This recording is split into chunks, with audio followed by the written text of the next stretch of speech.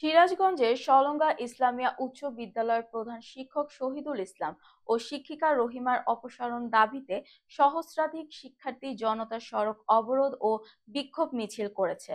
আমাদের প্রতিনিধি সাদাত হোসেন জানান, গতকাল রবিবার সকাল 10:30টায় রামারচর ঘুরকা আঞ্চলিক রাস্তার সলঙ্গা ডিগ্রি কলেজ চৌরাস্তা মোড়ে অবরোধ করেছে তারা।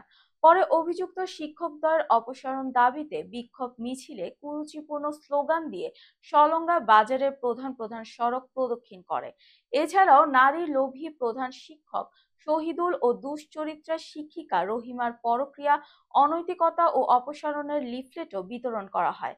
সলঙ্গা বাজারের বড় ব্যবসায়ী প্রধান শিক্ষক শহীদুল কালো টাকার দাপটে সংশ্লিষ্টদের ম্যানেজ করে নির্লজ্জভাবে ক্ষমতাকে আঁকড়ে ধরে রেখেছে বলেও অভিযোগ উঠেছে।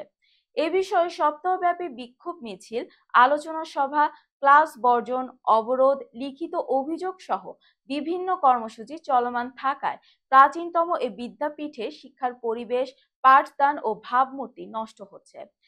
তাদের দুইজনের কারণে অন্যান্য শিক্ষকদেরও সমাজে দাঁড়াতে প্রশ্নবিদ্ধ হতে হচ্ছে।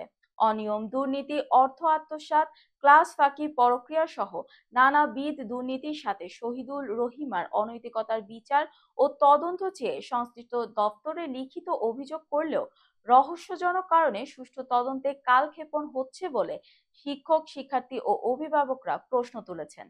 এ বিষয়ে বিদ্যালয় ম্যানেজিং কমিটির দায়িত্বপ্রাপ্ত সভাপতি ও রায়গঞ্জ উপজেলা নির্বাহী অফিসার নাহিদ হাসান জানান, 5 কর্মদিবসের মধ্যে ভেটেরিনারি সার্জনকে তদন্তের নির্দেশ দেওয়া হয়েছে। আশা করি সোমবার সরেজমিনে গিয়ে তিনি তদন্ত করবেন।